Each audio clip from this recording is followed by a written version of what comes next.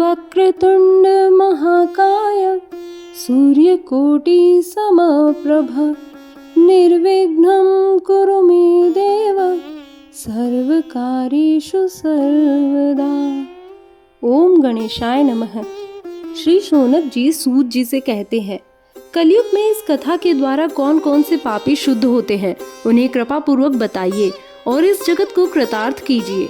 अब सूत जी बोलते हैं, मुने, जो मनुष्य पापी, दुराचारी, छल तथा काम क्रोध आदि में निरंतर लिप्त रहने वाले हैं, वो भी इस पुराण के श्रवण पठन से शुद्ध हो जाते हैं।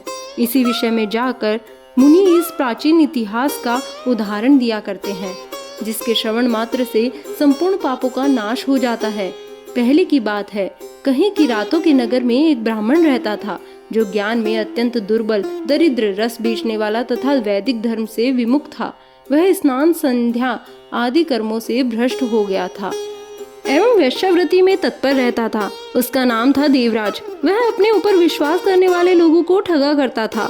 उसने ब्राह्मणों, क्षत्रियों, वैश्यों, शूद्रों तथा दूसरों को भी अपने बहानों से मारकर उन सबका धन हड़प लिया था, परंतु उस पापी का थोड़ा सा भी धन धर्म के काम में नहीं लगा। वह वैश्यागामी तथा सब प्रकार से आचार भ्रष्ट था। एक दिन वह घूमता घुमाता प्रतिष्ठापुर यानी कि प्रयाग में जा पहुंचा। वहां उसने एक शिवालय देखा, जहां बहुत से साधु महात्मा एकत्र हुए थे। देवराज उस शिवालय में ठहर गया, किंतु वहां उसे ज्वर आ गया। उस ज्वर से उसको बहुत पीड़ा होने लगी। वहां एक ब्राह्मण देवता शिव पुराण की कथा सुना रहे थे। ज्वर में पड़ा हुआ देवराज ब्राह्मण के मुखारविंद से निकली हुई उस शिव कथा को निरंतर सुनता रहा। 1 मास के बाद वह ज्वर से अत्यंत पीड़ित होकर चल बसा। यमराज के दूत आए और उसे पाशों में बांधकर बलपूर्वक यमपुरी में ले गए। इतने में ही शिवलोक से भगवान शिव के पार्षदगण आ गए। उनके गौर अंग कर्पूर के समान उज्जवल थे, हाथ त्रिशूल से सुशोभित हो रहे थे।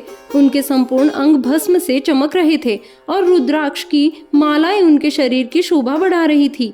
वे सब के सब क्रोध पूर्वक यमपुरी गए और यमराज के दूतों को मार पीट कर बारंबार धमकाकर उन्होंने देवराज को उनके चंगुल से छुड़ा लिया और अत्यंत अद्भुत विमान पर बिठाकर जब वे शिवदूत कैलाश जाने को उद्यत हुए, उस समय यमपुरी में भारी कोलाहल मच गया। उस कोलाहल को सुनकर धर्मराज अपने भवन से बाहर आए।